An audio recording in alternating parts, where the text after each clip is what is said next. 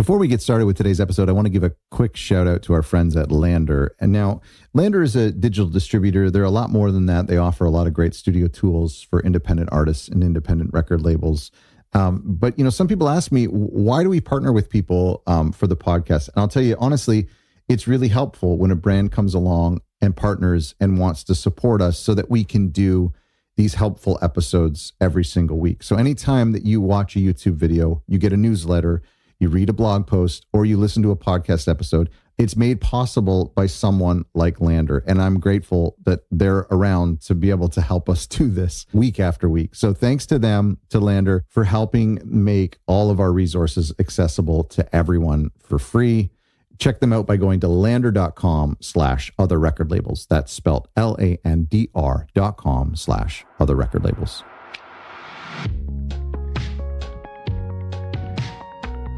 Hey friends, Scott here, and welcome to a new episode of Other Record Labels. I'm a musician. That's one of my jobs, believe it or not. And I'm supposed to be a songwriter, which means that you're supposed to write songs. But I often get amazed at how little I actually do that. I've talked about this with some other kind of like creative people, that I meet on Label Mates and Clarity Calls and podcast episodes, just chatting about how we get so inundated with the business side of things. And even when we have music to release, whether it's our own or it's an artist on our label, the job of promoting that release, getting it ready for distribution, all that kind of stuff often outweighs the work that we put into recording and tracking and writing and that kind of stuff, all the fun stuff. And so I don't know, I find that bothers me a little bit. And I feel like I don't know, in a way it's easier to send emails than it is to sit down and write a song. Or, if you're working with artists, like meeting with artists and helping them be creative, it's just easier to do some of the more checklisty stuff. Like, should I submit this record here, or pay for something on Groover here, or go to my website and refresh it? But actually the art of like sitting down today and being creative in the studio and working. I'm in the studio right now in my attic, and I'll give you a little personal story, if that's okay. I'm in my home studio, and I've been in this attic since 2014, I think, maybe even 2013. No, it's 2014. And this attic was this kind of like bat infested, dark and gloomy place at the top of our house. We live in this old house. And so I moved some equipment up here. I didn't really have any studio equipment. I think I had just like a sound card, or whatever you call them, like a converter, and one of those Focusrite things, a couple microphones. And I had done home recording over the years, nothing too serious. So I moved my stuff up there. There's one outlet and there was one light bulb. So I had to hang some Christmas lights. All of our personal belongings were up here. Anyway, over the year, like I kind of enjoyed coming up here, even though it was dingy and scary.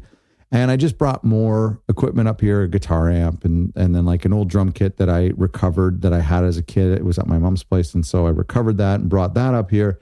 Slowly it became actually this like cool little cave. And there's still bats. Don't get me wrong. The bats were still here, which was horrifying. But anyway, it became this like studio place. I started to acquire gear. I started getting obsessed with studio gear, and I loved writing up here and recording. I did an album up here, and then I brought some friends up and we did some music. Again, still very dark, cold, dingy. In the summer, it's unbearable, so I couldn't be up here during the summer months. In the winter, it was chilly. You just like dress for it.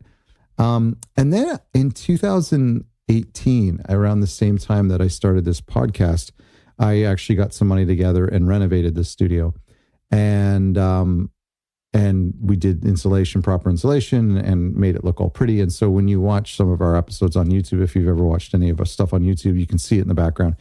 And I made it look all pretty. And by that time I had acquired some more gear, bought a nice drum kit in the last couple of years. This is all over the course of 11 years, by the way. So this is not like, coming into money. This is just like slowly collecting. And if anybody has a home studio, you know how it works.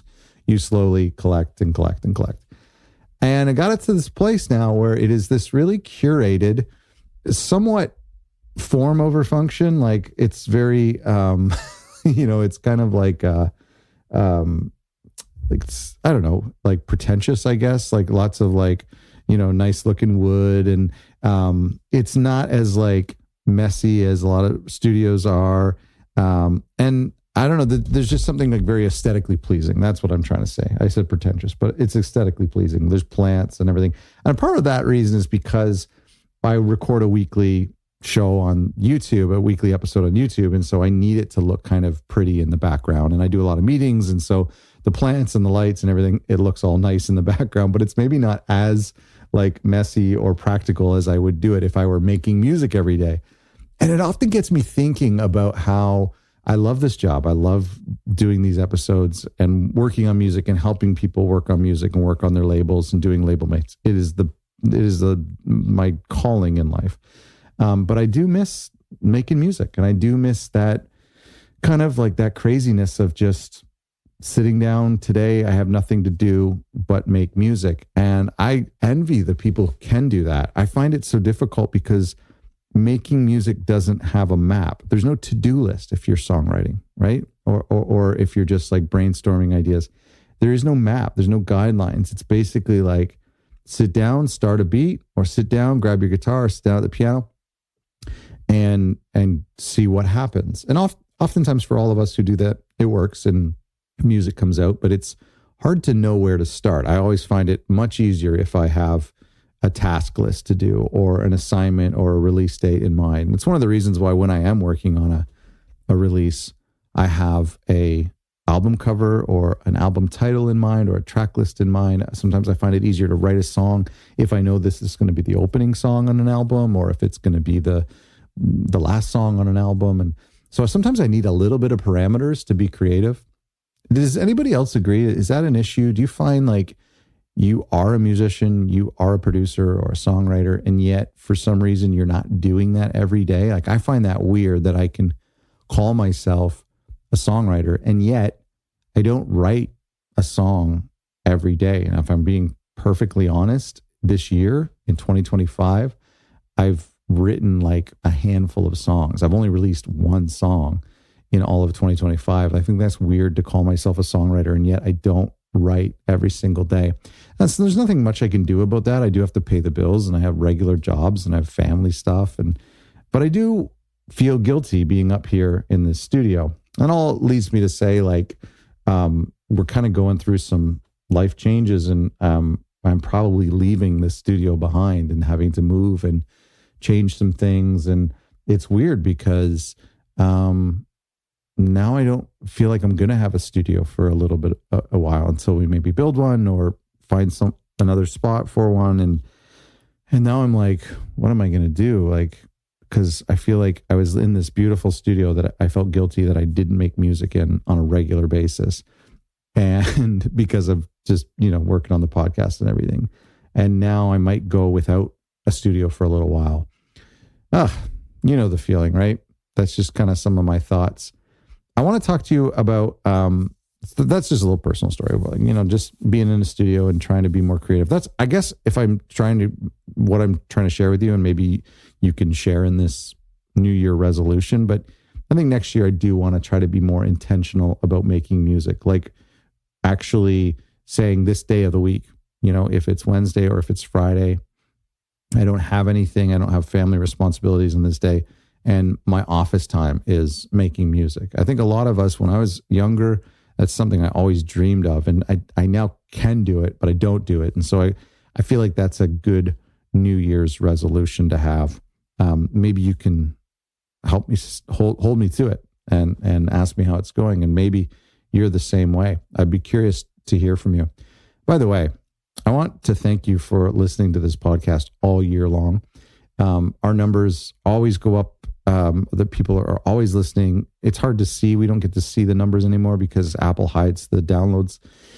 So it makes it difficult to know. But I always get these kind little messages, especially a couple of months ago. I did an episode about how difficult it is in the music industry and how to kind of deal with your job as a record label owner or an independent artist when the music industry sucks. And I got so many messages from that episode that really helped a lot of people and resonated with a lot of people. Maybe we'll focus more on kind of dealing with some of the challenges of the industry moving forward. That's kind of a good little thing to know. I want to tell you what's happening though in the next couple of months, because we've got some cool plans. I want to just give you first of all, I'm going to talk to you about Black Friday and some of the things that are happening in just a few days, if you're listening to this in real time. But next year in 2026, we are working on officially one and potentially a second podcast series. So it's kind of like a monthly, it's like For the Love of Vinyl, which happens every month. And we have some new things happening, and they're focusing on completely new topics. And so if you like hearing my voice once a week, you might be hearing my voice a little bit more often. We might be trying to do closer to 2 episodes a week, and working with some folks to put together a couple new series that are just going to blow you away, because they're super, super helpful. And I know a lot of folks out there like to get in the weeds and like to get really didactic on some of these topics, and that's what we're going to do next year. So stay tuned for that. Make sure you're subscribed to Other Record Labels, because you'll be hearing about that. On Thursday, which is the Thanksgiving in America, I'm going to be giving away a free copy of the new release blueprint. This is the most important thing I want to share with you today, is that I'll be giving away a free copy of this masterclass, which is a masterclass on how to release a single EP or album from scratch. It's packed with a bunch of handy tools and templates. If you're planning on dropping something new this coming year, you'll want to grab this, but you have to be on the mailing list to get it. You got to be on my mailing list. So if you get my somewhat weekly newsletter, then you're good. If you want to make sure you're on my mailing list, all you have to do is go to otherrecordlabels.com/list. LIST. I'll put that in the description of this episode, otherrecordlabels.com/list. Just go ahead and enter your email there, and you'll get it delivered to your inbox on Thursday. So whatever day you're listening to this, it's coming in just a couple of days. It is a massive course. There's 4 subjects or 4 categories that I kind of walk you through the process. It just came out this summer. It's only been available in our Record Label Academy. But this particular masterclass I'm going to give away to everyone on our mailing list. So you just have to be on the mailing list to get it. And also what's interesting is like I mentioned, the new release blueprint is divided into 4 categories, or the four lessons. It's like introduction to the new release blueprint, then it's preparing your new release, and it's promoting your new release, and then how to help with your release after it's out. So those 4 lessons I'm going to actually release in the next couple of weeks here on the podcast, as well as a podcast version or somewhat of an audiobook version. So not only are you going to get the masterclass for free in just a couple of days, but over the next 4 weeks, you'll get to hear that entire masterclass here on the podcast. Also, every single year, we do a Black Friday sale on our Record Label Academy and any of the courses and books in our store. It's a great way for you to kind of sharpen up on some of the things that you need to know to build and grow your independent record label. It's also a great way to support the podcast and to support me. You can go to otherrecordlabels.com/store and just use the coupon code Black Friday 50. I'm doing 50% off our Record Label Academy, which is the biggest discount that's ever been discounted at. Super great time in the economy to make this happen. So I hope this helps you. If you've been thinking about checking out the Record Label Academy, you're going to want to do it now. So I'll put this information in the description of this episode. Just use the coupon code Black Friday 50, all one word. That's Black Friday and then the number 50. And you'll get 50% off the Record Label Academy. That's it. That's all. Thanks again for being a listener to this podcast and being a subscriber on YouTube and a subscriber to our mailing list and listening to For the Love of Vinyl this year. We've got so much more in store, and the episodes we're working on, we're really here's what I'm doing, okay? For 2026, I'm doubling down on 2 things that are most important to me. The podcast. I love talking to you. In this moment, I'm talking to myself, but it'll eventually be to you. I love the podcast. And so being able to expand it this past year with A to Z Media by doing For the Love of Vinyl was amazing and a lot of fun. And so we're going to do that. We're going to continue to do that. And we're going to do that with a couple new topics with more monthly episodes. So there's going to be more podcast episodes for you next year, which I'm very excited about.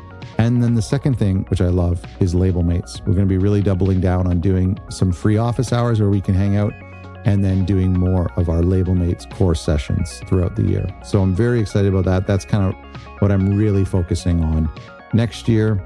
Make sure you're on my mailing list if you want to get a free copy of the new release blueprint delivered to your inbox in just a couple of days. And head to otherrecordlabels.com and use the coupon code BlackFriday50 for 50% off the Record Label Academy. Thanks for being a listener, and have a great week.